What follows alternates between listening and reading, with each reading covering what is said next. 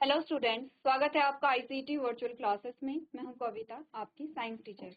उम्मीद करती हूं आप सभी अच्छे होंगे और स्वस्थ होंगे। सो क्लास कंटिन्यू करेंगे अपना चैप्टर, और चैप्टर का नाम है the fundamental unit of life, यानी कि सेल। हम बात कर रहे हैं सेल के बारे में, और स्टार्टिंग का जो टॉपिक है वो हमने कवर कर लिए हैं। जैसे कि इंट्रोडक्शन आपने देख लिया है, सेल क्या होती है, सेल कितने प्रकार की होती है, और सेल में हम क्या क्या चीजें यहाँ पर पढ़ने वाले हैं।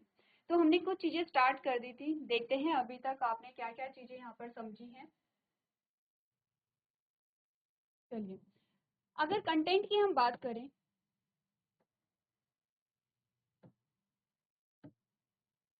इंट्रोडक्शन आपने कंप्लीट कर लिया है, सेल थ्योरी आपने कंप्लीट कर ली है, टाइप्स ऑफ ऑर्गेनिज्म आपने कंप्लीट कर लिया है।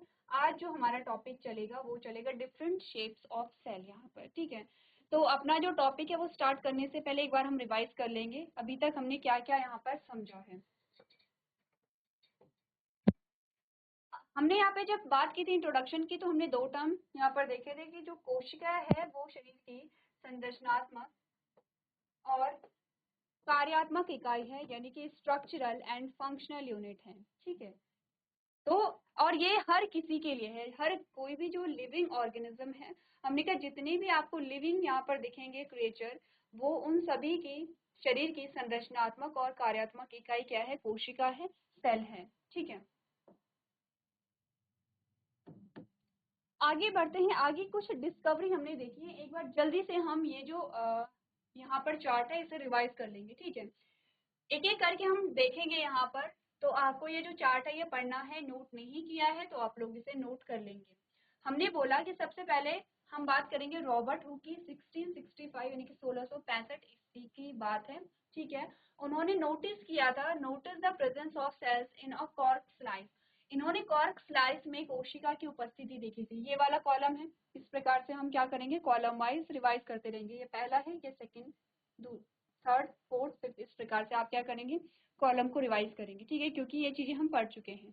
तो हमने कहा कि जो रॉबर्ट हुक है उन्होंने क्या देखा था, जो कॉर्क स्लाइस होते हैं, जैसे कि स्टेम होता है, स्टेम का जो बाक होता है, उन उसको जब उन्होंने नोटिस किया तो उन्होंने क्या पाया यहाँ पर, जब उन्होंने देखा तो उसमें कुछ इस प्रकार के स्ट्रक्चर मिले,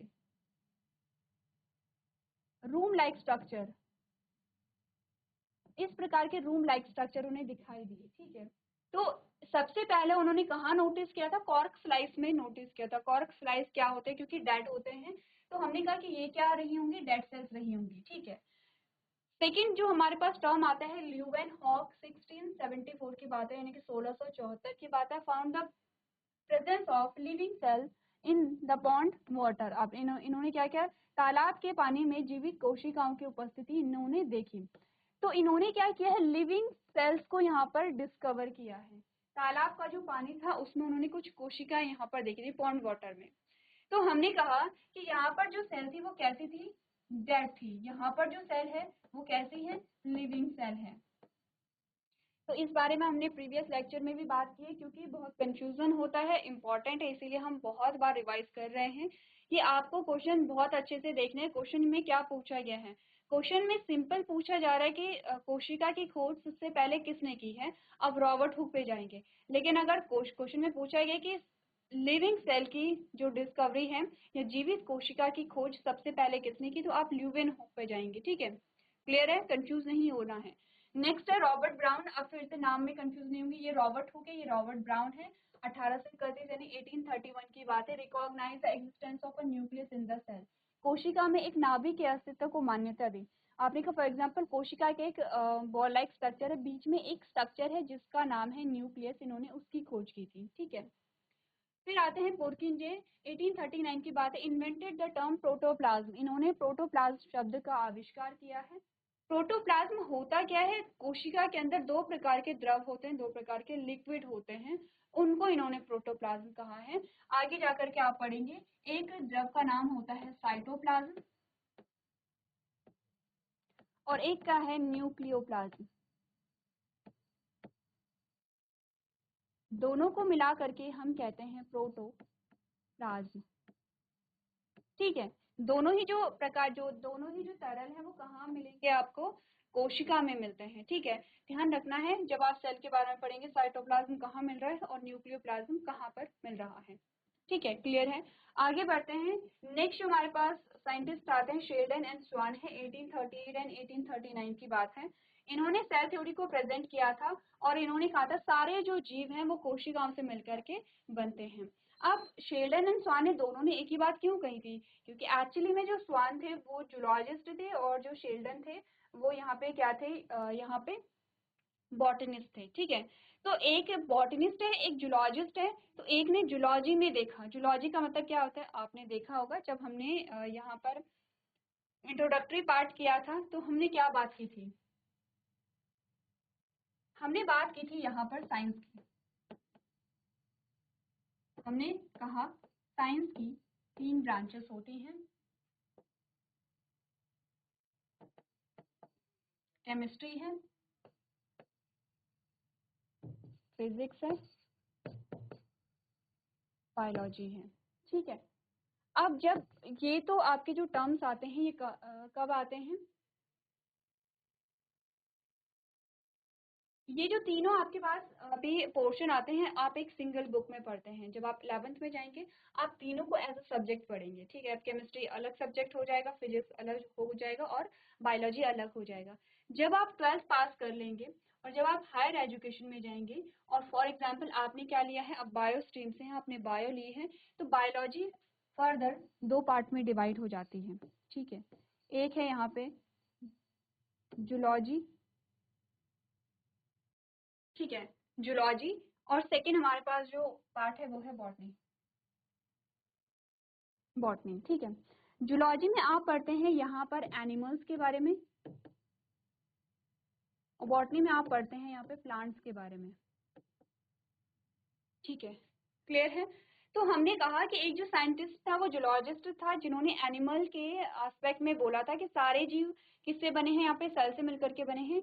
एक साइंटिस्ट हमारे क्या थे, बॉटनिस्ट थे, जो कि प्लांट के एस्पेक्ट में उन्होंने कहा कि सारे जो प्लांट थे वो किससे बने हैं, कोशिकाओं से बने हैं। इसीलिए दोनों का नाम क्या है, कंबाइन यहाँ पर हमने लिया है। दोनों ने क्या बोला है, सारे जीव किससे मिलकर के बने हैं, यहाँ पर कोशिकाओं से मिलकर के बने हैं।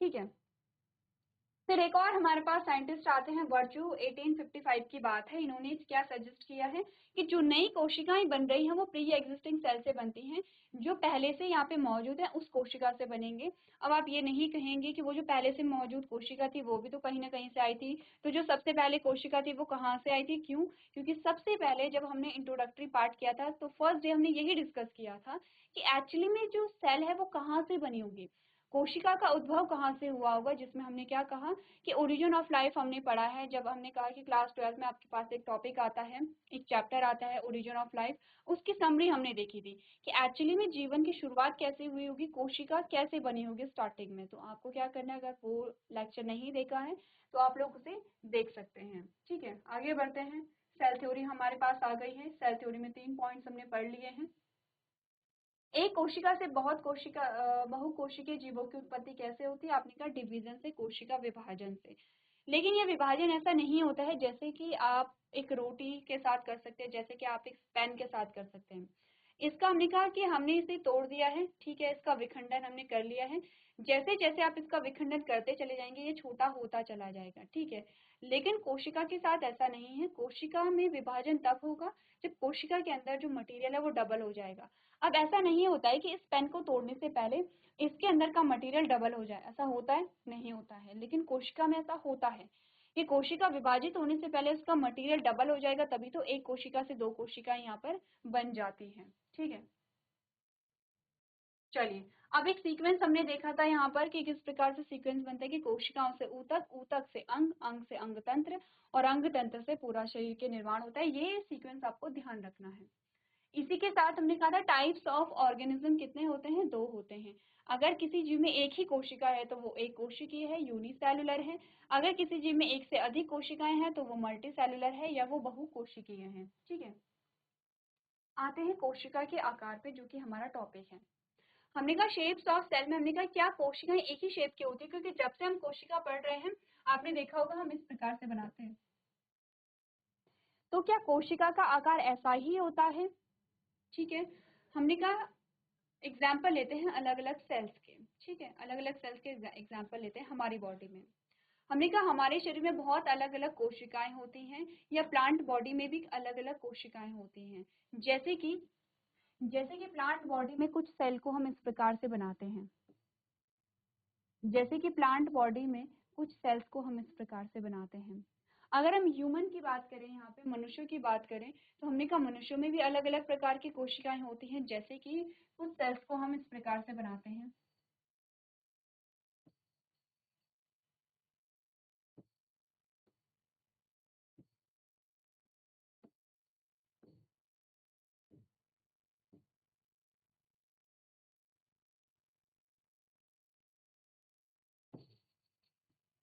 तो कुछ सेल हमारे पास ये आती हैं,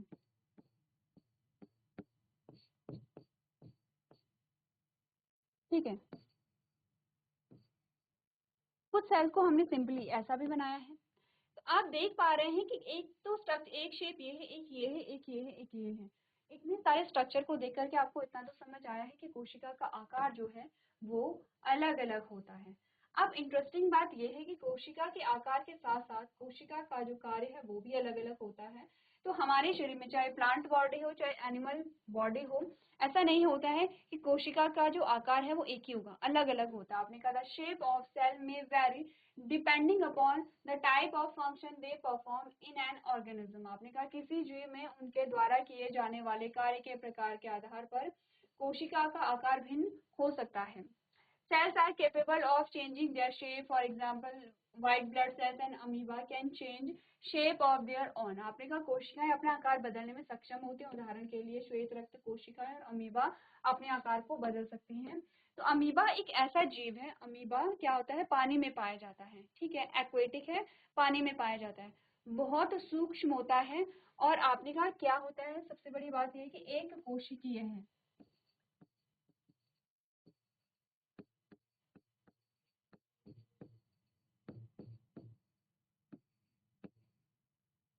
यानी कि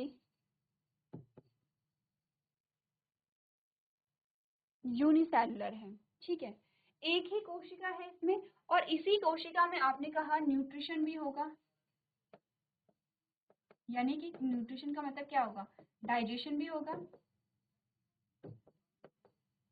फिर आपने कहा एक्सक्रीशन भी होगा।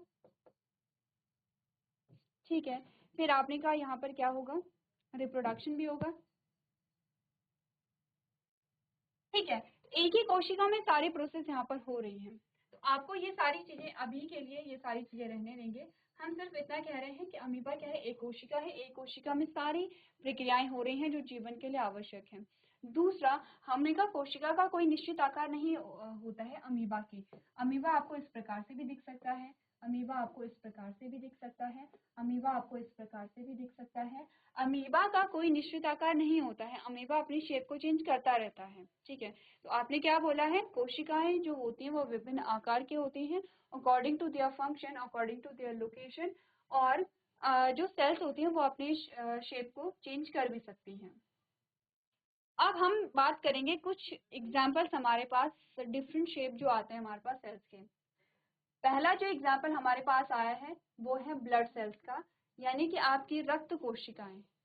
क्योंकि आपने क्या पढ़ा है, आगे जाकर के आप पढ़ेंगे कि रक्त क्या है, एक प्रकार का ऊतक है, और जो आपका ब्लड है वो कुछ सेल से मिलकर के बना होता है। ठीक है, ब्लड किस किस चीज से मिलकर के बना होता है, एक का नाम है रेड ब्लड सेल जिसे लाल रक्त कोशिकाएं का कहते हैं या आरबीसी कहते हैं। एक है व्हाइट ब्लड सेल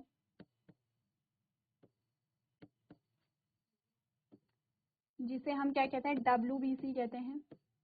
एक है प्लेटलेट्स यहाँ पर। ठीक है, अब हमने कहा ये सेल्स हैं, ये कोशिकाएं हैं हमारे पास। ठीक है, रक्त जो खून जो बना है वो भी कोशिकाओं से मिलकर के बना है, क्योंकि हमने कहा बॉडी ही पूरी क्या है, कोशिकाओं से मिलकर के बनी है। अब जो रक्त आप देखते हैं, जो लिक्विड देखते हैं, जो तरल देखते हैं, वो भी क्या है, कोशिकाओं से मिलकर के बना होता है। एक हमारे पास आती है आरबीसी, रेड ब्लड सेल, जिन्हें लाल रक्त कणिकाएं कहते हैं। इनका स्ट्रक्चर कुछ इस प्रकार का होता है, ठीक है, ये वाला जो स्ट्रक्चर होता है।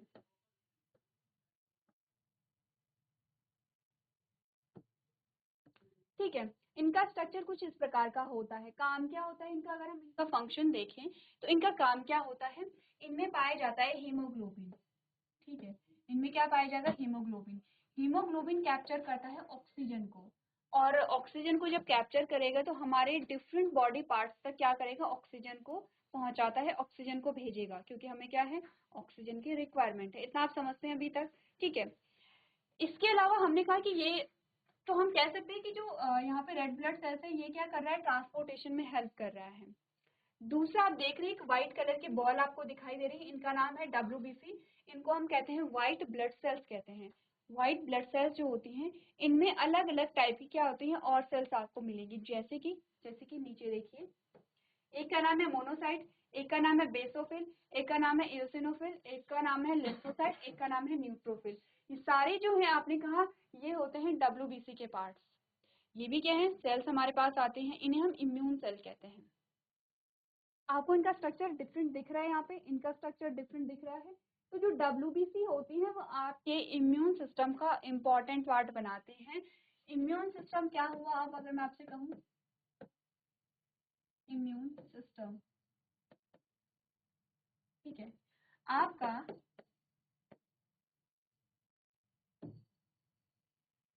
इम्यून सिस्टम जो है वो आपको देता है इम्यूनिटी।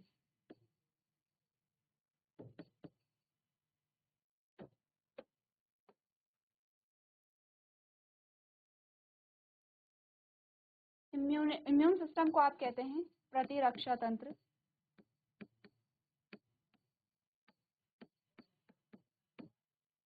और इम्यूनिटी को आप कहते हैं रोग प्रतिरोधक क्षमता। रोग